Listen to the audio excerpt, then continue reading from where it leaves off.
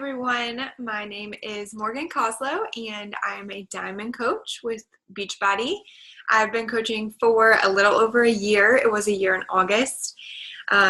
So it's been an amazing journey so far in just the 14 months that I've been coaching, and I'm so happy to be here and to share some tips with you about coaching. And we're just so excited to have you in here and hopefully joining our team. We have seriously the best team ever. You're going to get the best trainings. You're going to learn from this to start you out, and they're just ongoing. We're so supportive, just one big happy family. So we're so happy to have you here. I'm going to talk to you a little bit about time management today, and especially as a coach, this is huge.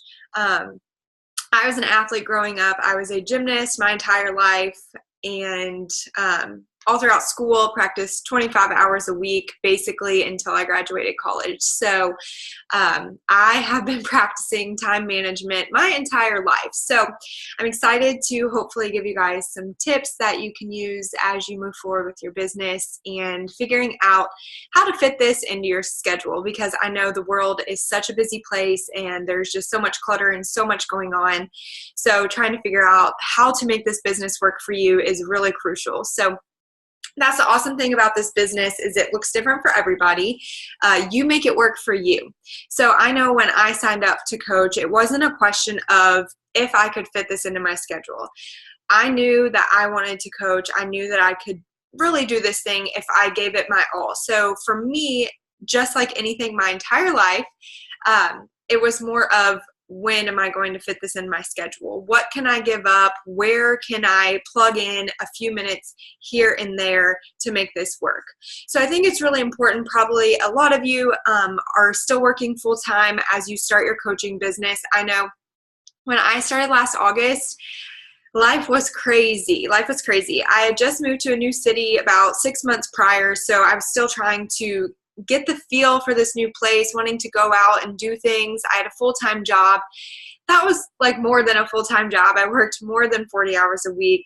I had a territory, so I was driving probably in the car anywhere from like 3 to 6 hours a day, late nights, early mornings. I had a boyfriend who lived about an hour away, so trying to see him during the week, on the weekends. I was a bar instructor, so I taught, I believe, 3 classes a week at a bar studio where I live in Savannah, Georgia. And on top of all that, I decided I wanted to join a women's volunteer organization. So just all the commitments that came with that as well. So I was a busy, busy bee. If you look back, I really did not have time for coaching. I did not have time to take on something else. But like I said, I knew I wanted to do this. I knew the potential, and I saw what Beachbody did for me, and I wanted to share that with other people. So it was, when am I going to fit this into my schedule, not if I could. So a couple things that I did that really helped me that I think will help you guys too.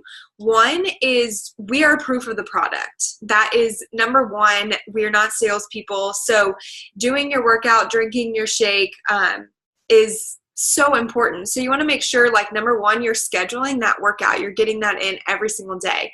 You're writing down what time your power hour is going to happen. You're going to hear probably later in trainings, if you haven't already, what we would call a power hour. And that is, as a new coach, you should be able to knock out in an hour everything you need to do to move your business forward. And as you build and as you develop, that might become 2 hours, or if you have the time, maybe on the weekends or one day a week, you spend more than an hour. But essentially, you need to schedule that hour into your day. You need to be scheduling your workout. You need to be scheduling that hour. So if I looked at my calendar, I had a blue pen, blue for Bleeding Beachbody Blue, and I would write it every single day, Saturday and Sunday included, into my busy, busy schedule, when I was getting in that 30-minute workout and when I was focusing in on my power hour.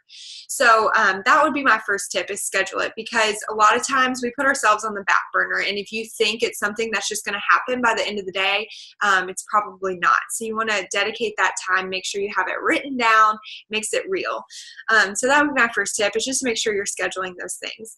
Another just time management tip is, it doesn't have to be a specific hour. You fit this in where you can. So if that's a 30-minute lunch break where you can send out some messages, or you can maybe hop on a training or listen to something, read your personal development, whatever it is, break that up throughout the day. It doesn't have to all be specifically in an hour. I know for me, when I first started my personal development, I would read about 10 to 15 minutes before my workout in the mornings, get my mind right.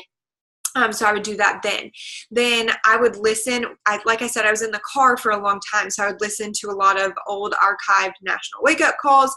I would get on YouTube, listening to different coaches talk about different trainings, just all kinds of stuff, just listening. You're driving around, you have that time, so maybe if that's something you can do, maybe even while you're at work, if you can put some headphones in, and just so it's in your mind, it's getting in there instead of doing nothing.